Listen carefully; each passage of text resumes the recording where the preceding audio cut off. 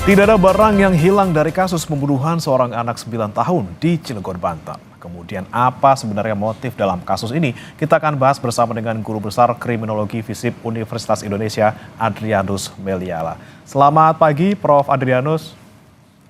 Selamat pagi, Mas Primana. Ya, Prof, ini kan narasi perampokan kemudian gugur gitu ya. Polisi bilang tidak ada barang yang hilang dan mereka masih menyelidiki gitu. Kalau dari temuan ataupun analisis Prof. Adrianus, ini sebenarnya kasusnya seperti apa, Prof?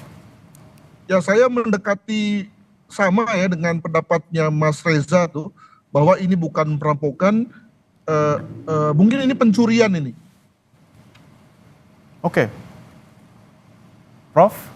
Dengan terang benderang. Ya, Prof. Adrianus, mohon maaf tadi audio sempat terputus, Prof. Bisa diulangi kembali, Prof? Ya, jadi saya agak sama dengan pendapatnya Mas Reza bahwa korban itu bukanlah target, tetapi lebih kepada orang yang berada dalam lintasan kegiatan sang pelaku. Pelakunya mau berbuat apa? Bisa berbuat rampok atau mencuri. Saya menduga ini adalah pencurian ini. Pencurian diam-diam, di mana kemudian pelaku tidak mau memperlihatkan jati dirinya, tapi kemudian anak korban muncul. Ya, karena itu rumahnya ya, mungkin dia sedang main, maka kemudian dalam rangka untuk menutupi jati dirinya, menutupi kekagetannya, maka kemudian dia menyerang korban secara berlebihan, sebagaimana disebutkan bahwa pada tubuh korban ada beberapa tusukan. Bayangkan anak kecil kena beberapa tusukan kan itu sudah lebih dari cukup ya. Hal mana kemudian langsung mengakibatkan kematian, dan kelihatannya juga beberapa tusukan itu tidak tusukan yang fatal. Terbukti bahwa yang bersangkutan masih hidup dan bisa sempat dibawa ke rumah sakit, namun kemudian meninggal dalam perjalanan. Demikian. Nah, ini kalau misalnya kita bilang ini soal pencurian yang mungkin gagal gitu ya, Prof ya. Tapi ini kan ada kejanggalan juga terkait dengan keberadaan ART maupun Satpam yang seharusnya kalau secara logika gitu di dalam rumah mewah yang semewah itu, masa tidak ada orang lain sih di dalam rumah itu. Nah, Anda juga melihat ada kejanggalan di sana, Prof? Betul, jadi lanjutan daripada bahwa bahwa ini adalah kegiatan pencurian, maka bisa diduga bahwa pencurian itu dilakukan oleh orang dalam, ya.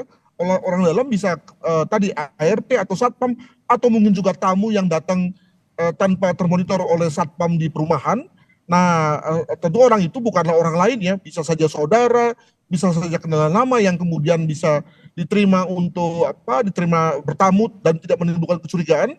Lalu kemudian dalam prosesnya di situ dia mulai mencuri, kemudian ternyata dalam ruangan misalnya begitu ada anak yang yang kemudian melihat dan kemudian dibunuhnya. Jadi saya menduga bahwa ini bukan orang lain, bukan orang jauh ya. Dan saya juga sudah menduga bahwa polisi tentu memiliki feeling untuk itu, memiliki semacam dugaan untuk itu. Namun kemudian polisi tentu memastikan ya dengan cara membuat satu proses interogasi dan juga selidik TKP yang baik untuk kemudian sampai pada satu kesimpulan. Demikian. Tapi Prof, jika misalnya memang benar gitu ya, ini kemudian adalah kasus pencurian yang gagal karena ada saksi seorang anak gitu yang kemudian menyaksikan, kemudian dihabisi biar tidak nyebar gitu soal pencurian ini. Tapi kenapa kemudian harus ada 19 tusukan di sana, ada 3 luka memar di sana? Apakah ada juga motif dendam dalam kasus ini, Prof, kalau Anda melihatnya? Ya tentu pada tahap ini, apalagi kita sebagai pengamat ya tentu bisa saja membuka kemungkinan itu.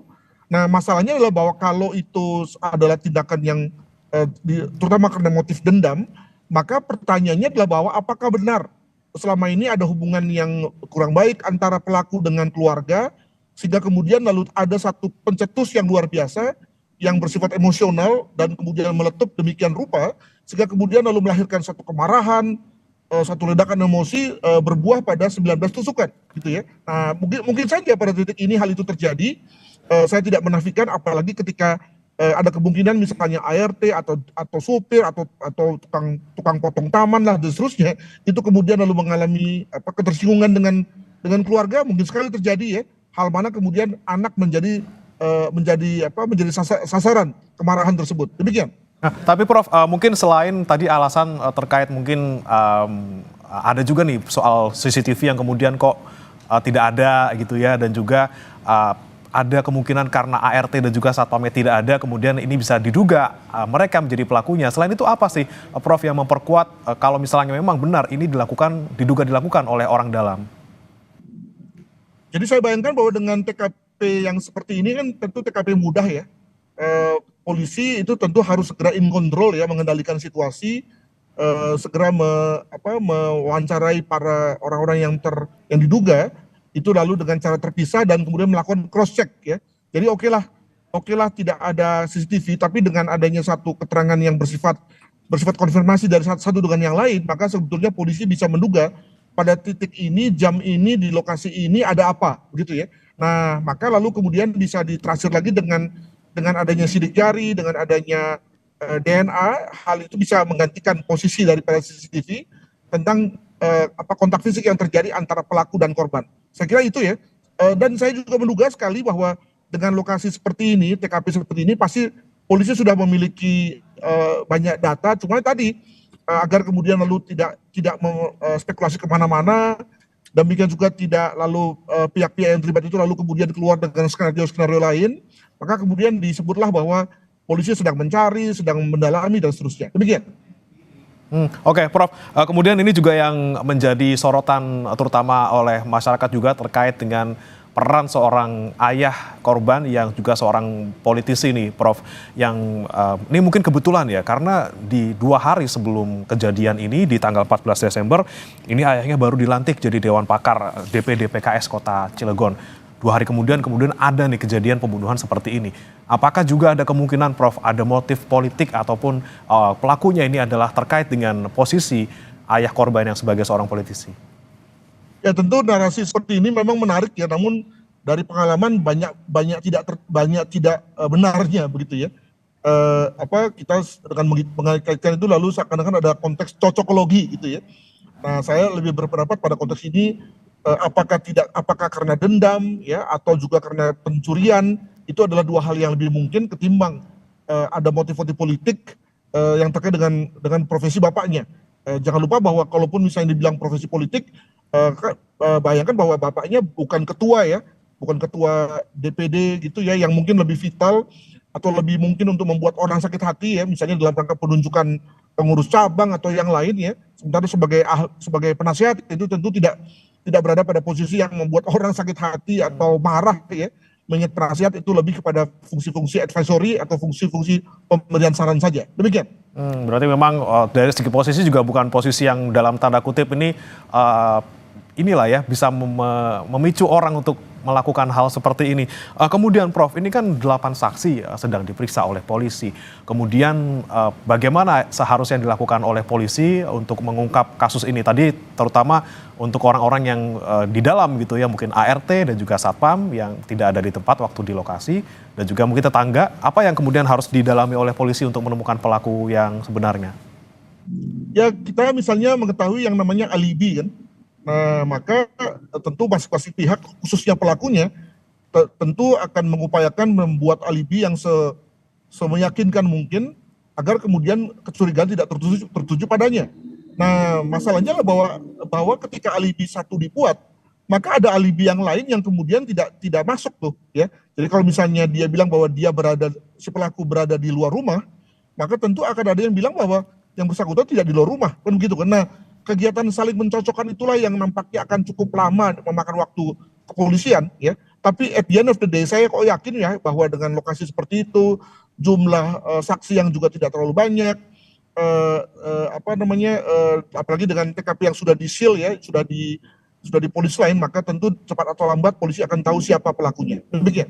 Baik, Prof, ini kan kemudian tadi Anda bilang bahwa kemungkinan dilakukan oleh orang dalam, kemudian ada juga narasi soal pencurian yang gagal, kemudian pelaku diduga ini membunuh korban karena ketahuan. Tapi jika kita melihat kemungkinan lainnya, Prof, jika misalnya ini adalah sebuah pencurian ataupun perampokan random gitu yang menyasar sebuah rumah mewah, bagaimana Anda melihatnya? Apakah kemungkinannya itu tetap ada, Prof? Karena lagi-lagi ini tidak ada barang yang hilang loh. Kalau misalnya pun ketahuan, kemudian saksi dibunuh, mereka juga masih bisa loh ngambil barang-barang lain yang ada di rumah itu.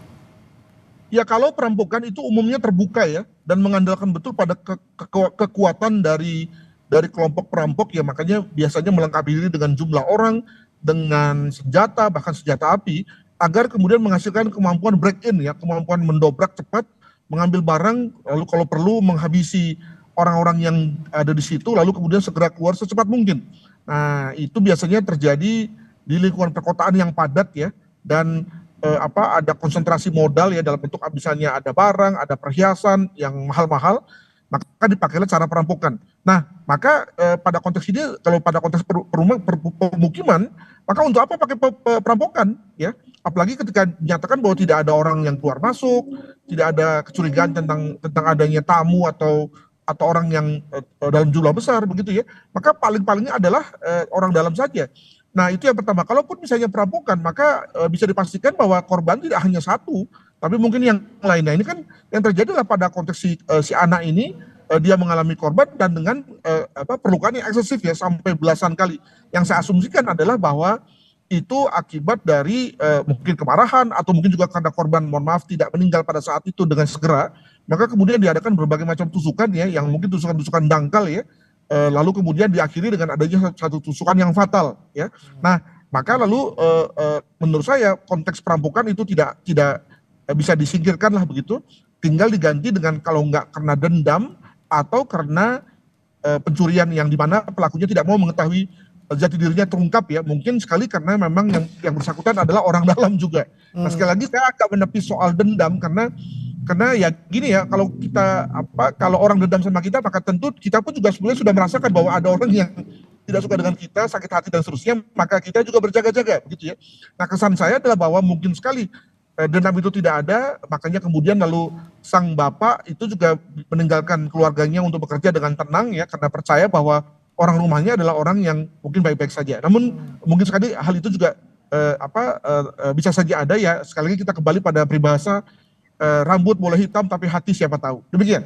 Nah, Prof, ini kemudian yang menjadi pertanyaan juga terkait dugaan pelakunya. Ini apakah memang orang yang memang sudah biasa melakukannya atau lagi-lagi nih orang dalam yang tidak biasa melakukan kejahatan sehingga ini kok tidak ada upaya untuk menghilangkan barang bukti, bukan barang bukti sih, menghilangkan korban. Biasanya kan kalau misalnya pelaku yang profesional atau pelaku yang sudah berkali-kali melakukan, ada upaya gitu ya, Prof, untuk bisa menghilangkan jejak, misalnya menghilangkan jenazah korban. Nah, ini kan kemudian jenazah dibiarkan begitu saja hingga ditemukan. Melihatnya seperti apa untuk dugaan pelaku ini, Prof? Terus sekali, ini memang tipe kejahatan, tipe pembunuhan yang kita sebut sebagai disorganized murder, ya, pembunuhan yang tidak terorganisir. Misalnya bagaimana kita memaknai belasan tusukan tersebut. Itu menurut saya itu adalah tusukan dari orang yang tidak profesional, tusukan dari orang yang tidak merencanakan, atau orang yang sedang panik. Ya, saya tadi menduga bahwa berbagai tusukan itu adalah tusukan yang dangkal, yang mungkin tidak mengena, paling-paling mengena pada tulang gitu ya, atau mungkin tidak mengena pada tulang. Barulah kemudian ada tusukan yang fatal yang lalu mengakhiri hidupnya korban. Ya, ini kan membuktikan bahwa pelakunya bukan profesional, kedua juga tidak intensional ya, dengan kata lain tidak ada niat dari awal untuk membunuh. Alhasil kemudian berbagai tusukan itu adalah tusukan dari orang yang sebetulnya panik saja ya, panik, bingung, nggak tahu berbuat apa.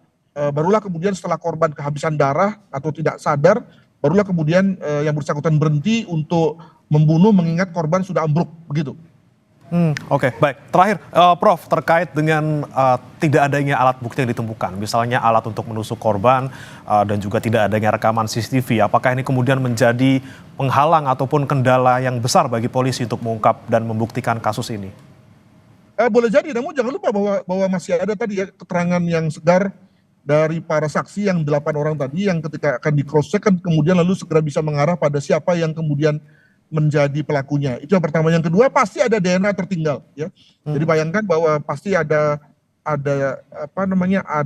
rambut yang jatuh, ada mungkin bekas kuku ya, mungkin ada pergulatan begitu ya dari korban dan pelaku, dan itu bisa kemudian diekstraksi untuk menjadi informasi tentang DNA-nya. Dan yang ketiga juga, kalau kita bicara mengenai beberapa rekam jejak ya, maka siapa sih yang paling punya motif dari semua itu? Apakah misalnya karena ada ART yang mungkin punya utang atau apa gitu ya, yang lalu bisa kemudian dianggap sebagai satu jembatan keledai ya dalam rangka mencari tahu siapa pelakunya. Mungkin begitu. Baik, DNA yang tertinggal di TKP dan juga lagi-lagi kemungkinan motif dari orang-orang terdekat ini bisa digunakan ya, Prof, untuk mengungkap siapa pelaku sebenarnya. Terima kasih Profesor Adrianus Meliala, Guru Besar Kriminologi FISIP Universitas Indonesia, sudah bergabung bersama kami di Sapa Indonesia Pagi. Selamat pagi, Prof. Terima kasih.